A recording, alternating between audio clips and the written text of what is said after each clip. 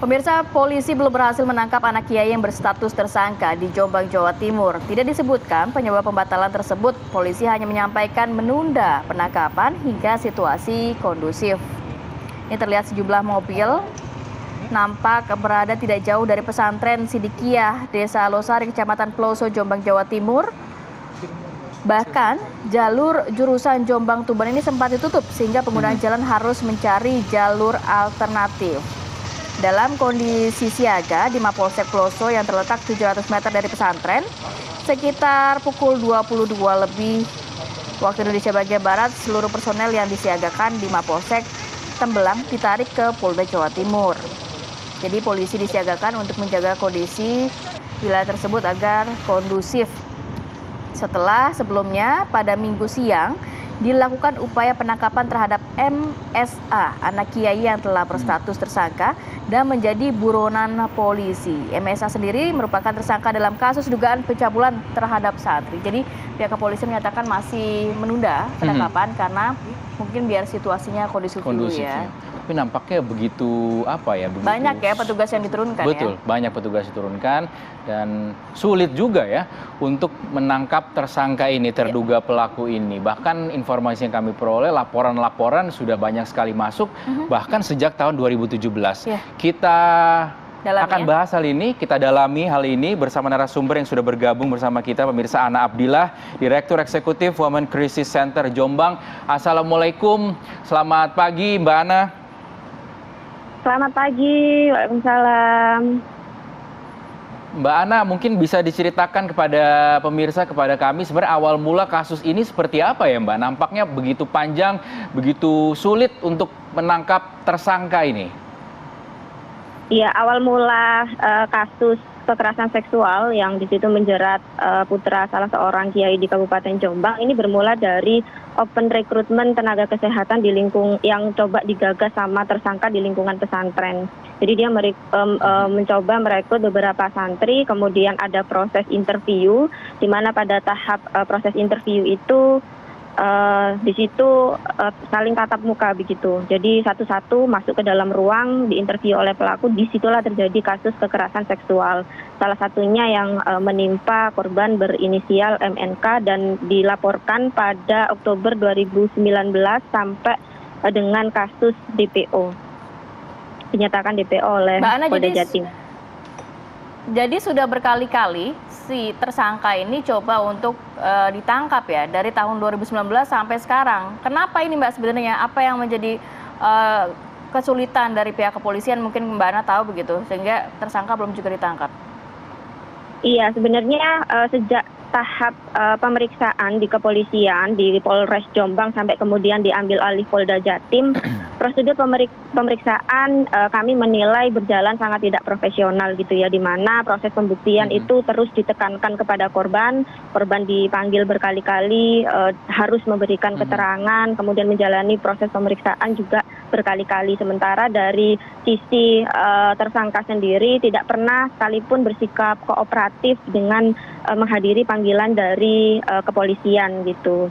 Kemudian pada SP2HP yang disampaikan kepada korban pada Oktober 2021 di situ dijelaskan bahwasanya kasus itu sudah P19 sampai dengan 6 kali gitu. Artinya bolak-balik berkas perkara dari Kejaksaan Tinggi Jawa Timur ke Polda Jatim itu menunjukkan bahwa sejak awal kasus ini koordinasi antara aparat penegak hukum itu sangat tidak baik, sangat buruk gitu ya.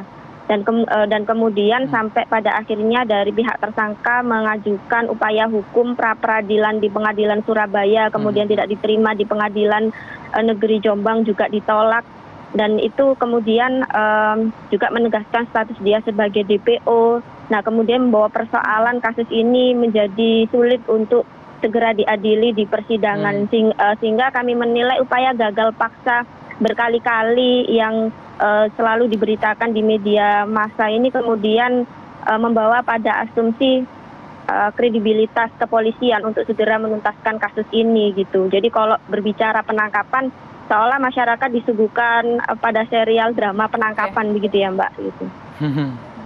Mbak Ana, sebenarnya sudah ada berapa orang yang melapor? Berapa korbannya Mbak Ana? Yang didampingi sama kami, WCC Jombang bersama dengan kawan-kawan LBH Surabaya, itu ada 5 korban yang kami dampingi, Mas. Dan memang pelapornya adalah korban MNK dan beberapa di antaranya adalah saksi dalam kasus ini, juga korban. Tapi kabarnya juga ada yang di bawah umur ya Mbak ya, korbannya? Iya, ada di bawah umur. Pertama kali WCC menerima laporan itu tahun 2017. Itu salah satu korbannya menjadi korban sejak dia usia 15 tahun. Tapi semua korban santriwati ya Mbak? Dalam arti perempuan ya?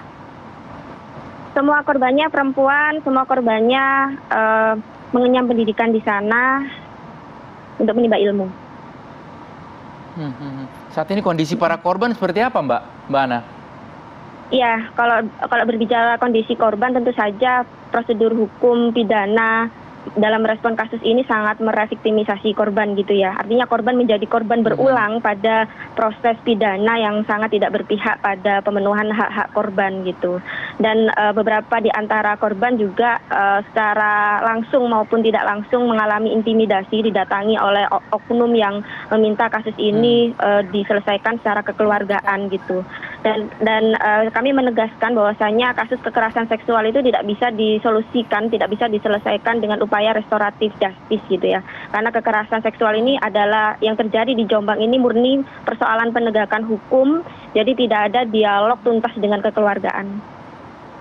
Baik, Mbak Ana, ini korbannya kan lebih dari satu. Berarti mereka dilakukan pencabulan begitu ya saat di dalam pondok ya Mbak ya. Kurang lebih berapa lama Mbak itu?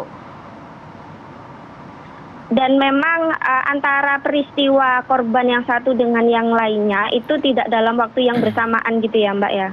Dan memang ada kurun waktu yang ketika digali keterangan antara korban yang satu dengan yang lainnya itu ada kesamaan modus, kesamaan cara gitu yang dilakukan oleh si tersangka DPO ini gitu. Dan memang kejadiannya tidak jauh dari lingkup pondok pesantren. Modusnya bahwa dia adalah orang yang di situ bahasanya ya pada saat pemeriksaan itu dia adalah seorang mursyid gitu yang punya tingkatan ilmu yang tinggi, kemudian korban harus menuruti kemauannya gitu. Dan bentuk kekerasan seksual itu adalah bentuk kepatuhan dari santri yang harus diikuti gitu. Jadi ada relasi kuasa pada upaya membujuk rayu atau tipu daya atau tipu muslihat yang dilakukan oleh pelaku ini sangat manipulatif sekali gitu ya. Seperti itu sih Mbak gitu. Saat ini para korbannya itu berarti sudah lulus ya, alumni dari pesantren? Iya, beberapa di antaranya itu dikeluarkan dari pondok pesantren gitu ya, karena dinilai mencoba untuk mencemarkan nama baik pesantren. Lagi-lagi kita dihadapkan pada persoalan nama baik pesantren gitu. Jadi hak korban itu tidak lebih penting dari nama baik pesantren itu sendiri. Gitu. Jadi dikeluarkan, Mas. Kita menunggu nanti mungkin kelanjutannya dari pihak kepolisian dan kerana hukum begitu ya. Terima kasih banyak Mbak Ana sudah berbagi informasi dan waktunya pada pagi hari ini Mbak. Salam sehat selalu. Assalamualaikum. Oke, kita harapkan tidak terjadi lagi kejadian-kejadian seperti ini ya, Kamarati dan juga pemirsa. Nah pemirsa, usai jeda kita akan hadirkan informasi dari topik utama kita di Apa Kabar Indonesia hari ini. Ada ribuan calon jemaah haji furoda yang gagal berangkat ke Tanah Suci. Tetap bersama kami.